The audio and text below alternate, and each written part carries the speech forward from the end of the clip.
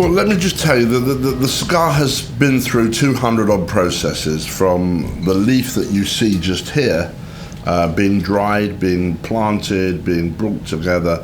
There's 4 different kinds of leaf. There's the fillers, there's the taste leaves, and there's also the wrappers. And they're all put together in different combinations for the strength of cigar you want.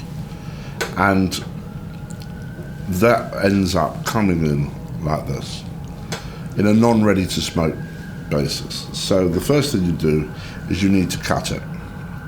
Now I tend not to cut mine. I tend to either bite it or use my finger when I'm on the run. But when I've got the ability to sit down and enjoy, I remember the great thing about a cigar is your enjoyment. So you're doing this. Now I've had a debate with my doctor, a very long debate, about what is the most dangerous thing in the world. Is it smoking or is it stress? We both come to the conclusion that stress is far greater harm to you, and therefore we've decided that smoking is actually really good for me, and that's my story, and I'm going to stick to it. So you just pop it into one of these holes depending on what size of cut you like. You pull the lever down and you've got a perfectly cut cigar. This cigar is a brand called Ramon Alones, which is quite a strong brand, but I've just had a coffee, so it's quite good after a coffee to have something with a bit of bite and taste to it. Nutty, chocolatey, coffee-ish sort of taste.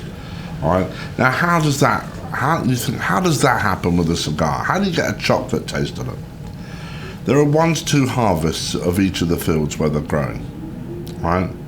Now, to get the oil back into the soil, they then put some planting in there that creates it, whether it's some pepper plants or some chocolate, coffee beans, whatever they're doing. They put that in, that reinvigorates and enriches the soil. And that's how you get a little bit of that taste through, some vanilla pods and some. Then, the great thing about these flamethrowers are that you can actually smoke a cigar in the kitchen whilst you're making a creme brulee, and you're not going to do any harm to either. Right? I like matches, but in most places where I go to smoke, the matches get blown out by the wind, either by air conditioning or by the wind. So there we've got a lovely red sheen on that cigar. I don't know if you can quite see that. And there, that's almost perfect.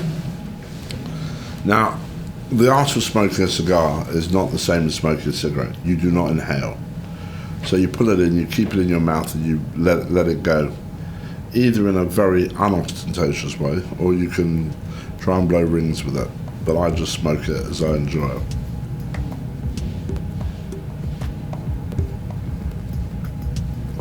Now, the first 1/8 of an inch, you don't tend to get the real taste. The smoke's permeating up through the cigar, and you're just getting it. By the time it gets to you, you're not really getting the taste. But you will.